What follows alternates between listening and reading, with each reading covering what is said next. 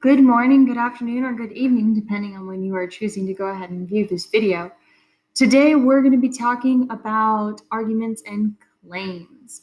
Next week, we're going to be studying a new text where we're going to read and annotate and identify the main claim or the controlling idea, and then the supporting claims throughout that text. But in order to do that, we have to make sure we have an understanding of what claims are. So, for this, you will need your lovely textbook, so have it out in front of you. You may also want to have the HyperDoc open and do like a split screen, or you can, of course, do the work pen and paper first, and then add stuff to the HyperDoc later. As we move through this video, there will be moments where I will ask you to pause the video so that you can participate in activity from the textbook. It is really important that you do pause the video and take a moment to try your best at the activity before moving forward in order to see what the answer might be or to get further explanation, because you want to see how you yourself are understanding it, okay? So let's go ahead and get started. First off, what is argument? Well, there's two different kind of definitions for argument.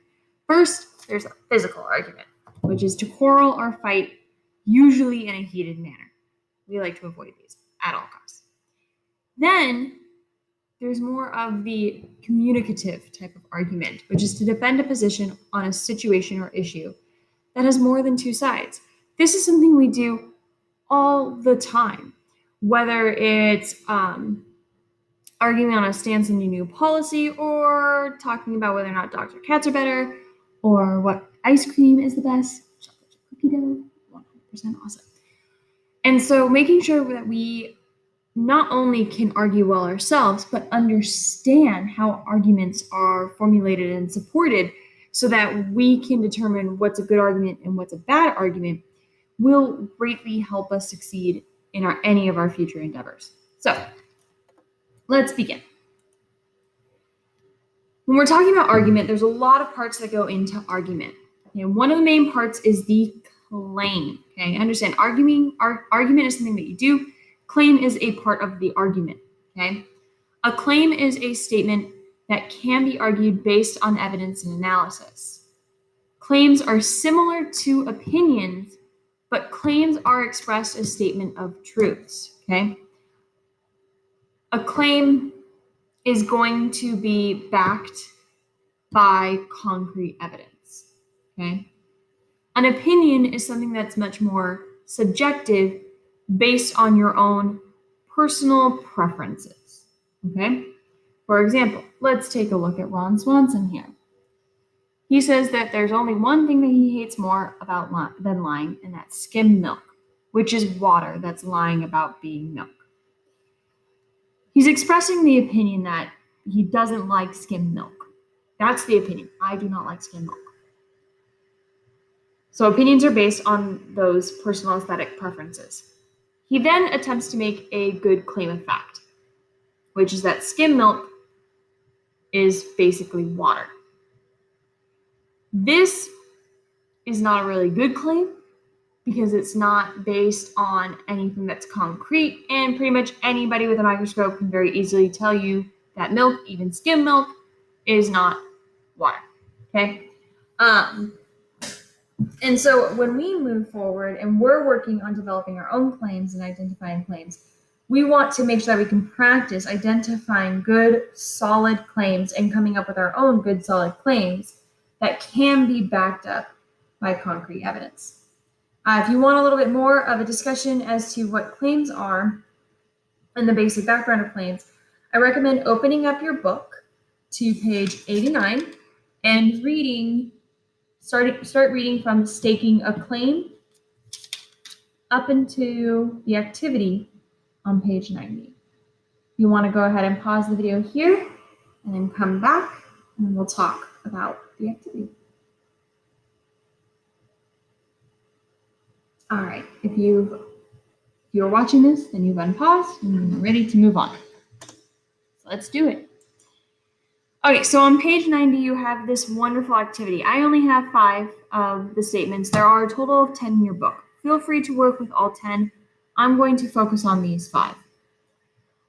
I would like you to go ahead and in a moment, you're going to pause the video.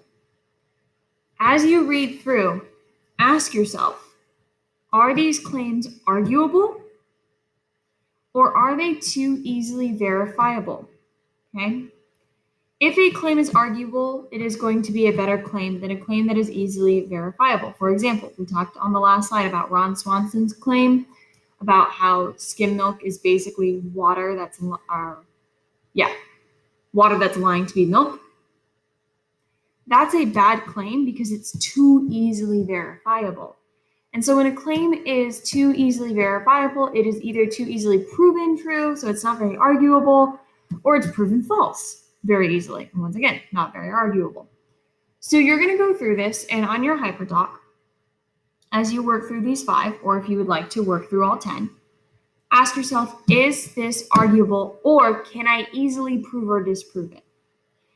If it's too easily verifiable, revise it to make it more arguable. Okay, how could you possibly make it more arguable? Go ahead, pause the video, and then come back when you're done. All right. If you're watching, then that means you have unpaused the video and you're ready to move on.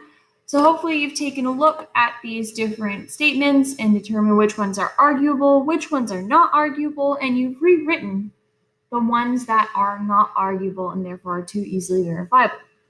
So working with these 5, you can see that number 1, SUV owners should be required to pay an energy surcharge. That is an arguable statement. Technically, it's our claim of policy. Okay. It is not something that I can very easily verify. It is something that I can argue either for or against. So that is a good arguable claim. However, number 2, private schools are an alternative to public schools. That's true. That's too easily proven and too easily verifiable. Therefore, it is not a good claim because it is not arguable. If we wanted to rewrite it, a common claim around private schools is that private schools are a better alternative to public schools. That's debatable. That's arguable, okay? And that's a claim of value, which we'll get to those in a minute. Ronald Reagan was the most charismatic president of the 20th century. Once again, that is arguable, okay? There are people who can disagree with that. It's not very easily verifiable. You have to provide your line of reasoning and your understanding as to why you believe that, okay? Number 4, however, students graduating from college today can expect to have more debt than any previous generation. That's too easily verifiable. I can very easily look up what people were paying for college 20 years ago and what they're paying for college now and either prove or disprove that. So to rewrite it to make it more arguable, students graduating from college today have a more difficult time paying off their student debt than any previous generation. That's a little bit better. I would need to go through and prove it. It can be argued. There are positions that can be taken. And lastly, plagiarism is a serious problem in today's schools. That is an arguable claim. I cannot very easily verify that. I would need to go ahead and go through and take a look at different stats, facts, and such to either help prove or disprove that, okay? So now that we have an understanding of what makes a claim arguable versus a statement being too easily verifiable, we need to get into the types of claims. There are 3 different types of claims: claims of fact, claims of value, and claims of policy. Okay? So what you're going to do in your HyperDoc is you will pause this video and you are going to read in your textbook from page 90 where it says types of claim all the way to page 96. Okay? As you read page 90 through 96, update this table that you can find in your HyperDoc. You're going to take notes as to what the definitions are for each of these types of claims. You're going to write in examples, okay, for each of these type of claims, and then try to come up with your own claim of fact, own claim of value, own claim of policy on anything that you would like to, okay? Please pause the video now and complete this. All right. If you are watching this, that means you are done reading the video and you've come to understand what claim of fact, claim of value, claim of policy are. Claim of fact is obviously something that asserts something as being true or not true. Okay. There are facts that are solid, like the sky is blue. Clearly, that is a fact. Claims of fact are facts that become arguable because they are questioned, raised in controversy, or challenge someone else's beliefs. Oftentimes, a claim of fact will challenge stereotype and social beliefs, okay? Or they can challenge old scientific theories in the light of new evidence. So, like, for example, a long time ago when cell phones were coming out, there was a claim of fact that increased cell phone usage increased the possibility of brain tumors. This is a claim of fact, but you would have to go through and shift through a bunch of different science journals and studies to find evidence to support or refute this claim. Okay? In the textbook claims, it talked about how claims of value are the most common types of claim. Chances are you've already made a couple claims of value at some point today. A claim of value is something that argues something as being good or bad, right or wrong, desirable or undesirable. Okay? A claim of value must be arguable, just like all claims, and they're based on personal judgments, based on your personal tastes and such. And so when you go through in trying to prove a claim of value, because they're based on personal taste, something that you have to do as you're going through and establishing it and trying to prove it is come up with a specific criteria or standards that you are using to make this claim of value, okay? And then there's claim of policy, okay? Claim of policy is anytime you propose a change. Perhaps in the past, you've written a problem solution paper for one of your English classes. That would have been creating a claim of policy, going through and defining what the problem is, which is making a claim of fact, explaining why it's a problem, which is making a claim of value, and then explaining the change that needs to happen, which that's your main claim, that's your controlling idea, that would be the claim of policy, okay? So like if you write to your representatives in Congress or in the Senate to ask for change within certain legislation, then in your letter to them, you would be making a claim of policy, okay? So these are the three different types of claims. So what I'd like you to do now is a little bit more practice of writing out the different type of claims. I've written claims of fact, and in your HyperDoc, you'll find this chart, and your job now is to pause the video and go through and rewrite each statement as a claim of value or a claim of policy. Pause the video now.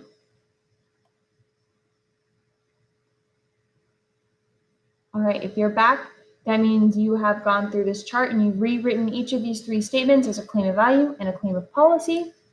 Here are my samples. So let's work with the middle one. I'll just read that one out loud. So the middle one says, as technology uses increases, Americans' engagement with nature decreases.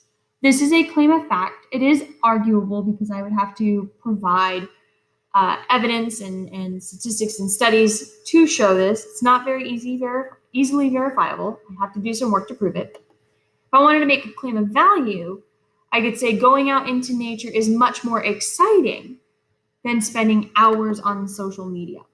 Okay? You'll notice that a claim of fact is stated very matter-of-factly.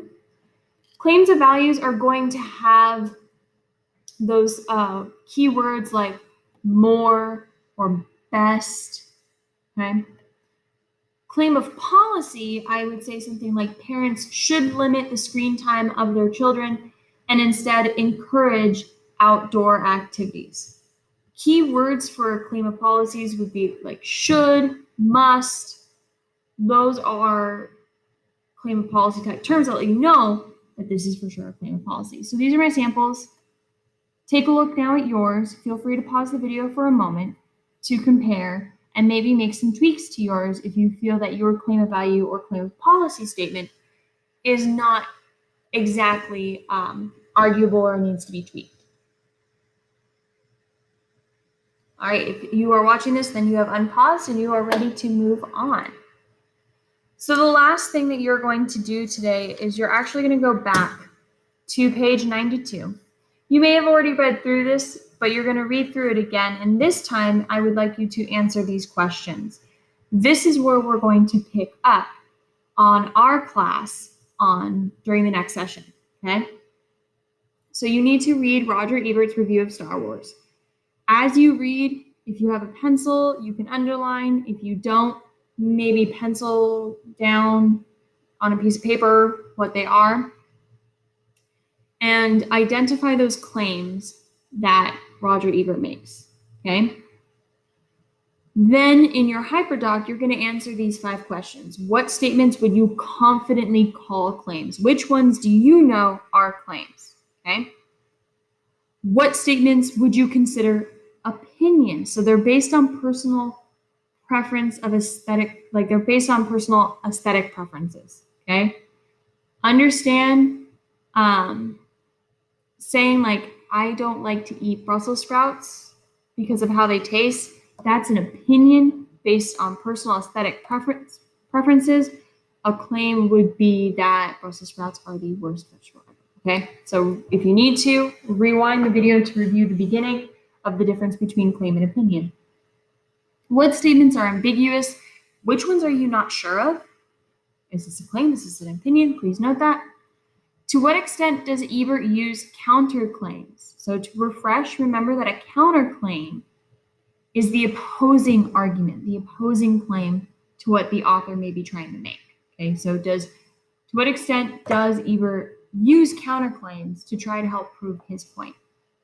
And number 5, which claims develop a line of reasoning that defends his central claim that Star Wars is a unique and fun experience? So when I say line of reasoning, I'm talking about what other claims does he make to support his main claim, his main controlling idea. Okay, so he has his main claim, this is my main point, that Star Wars is a fun and unique experience. What other claims does he make to support that idea? So you're going to go through, you're going to read this, you're going to answer these questions, and at the start of class, we will begin here. Okay, so I look forward to seeing you then, and take care.